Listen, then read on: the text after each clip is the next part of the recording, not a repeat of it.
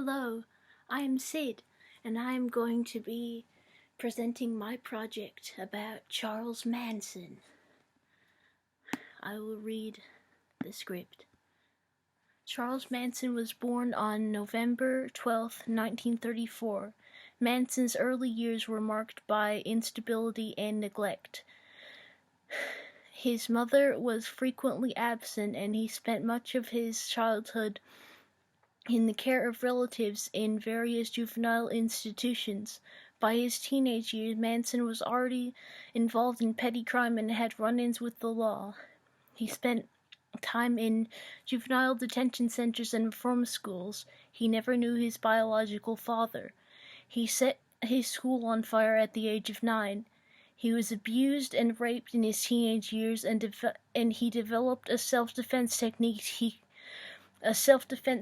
he called the insane game, in which he would screech, grimace, and wave his arms to convince stronger aggressors that he was insane.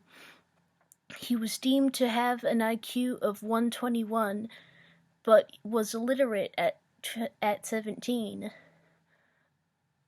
In 1967, Manson moved to Los Angeles. He used his charisma to convince young women and men that he was an all-powerful Messiah-like figure.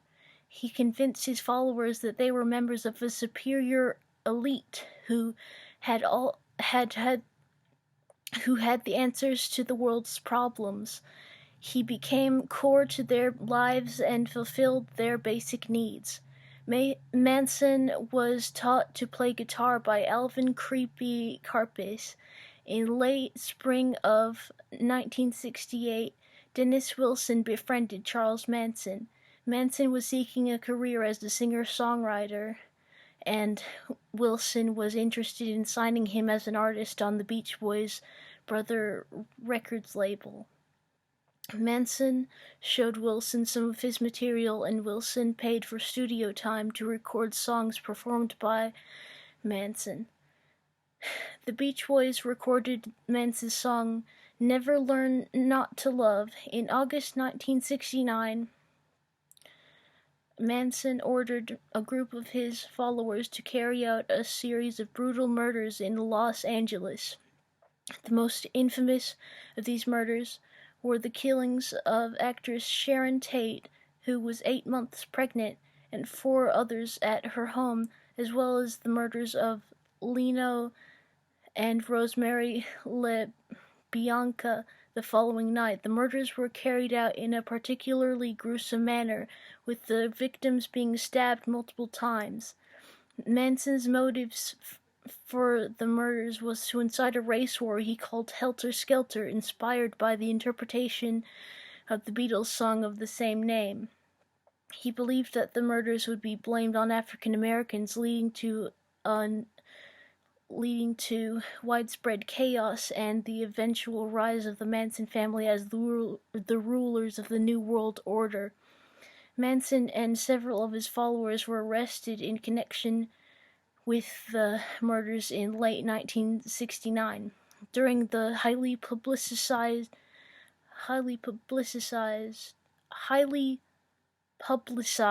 trial that followed, Manson exhibited erratic and disruptive behavior, including carving an X into his forehead and later converting it into a swastika. In 1971, Manson and 3 of his followers, Susan Atkins, Patricia Krenwinkel, and Leslie Van Houten, were found guilty of multiple counts of first-degree murder and conspiracy to commit murder. Manson was sentenced to death, but his sentence was commuted to life imprisonment after California abolished the death penalty in 1972. He spent the remainder of his life in prison. Also, his music ain't that good, and it's kinda dumb. His songwriting skills are tepid. I am bored with his music. Those were just my final thoughts.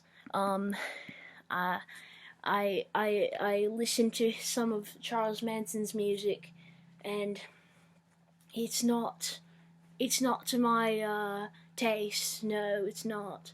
So Yeah, that's what I think about Charles Manson. Bye.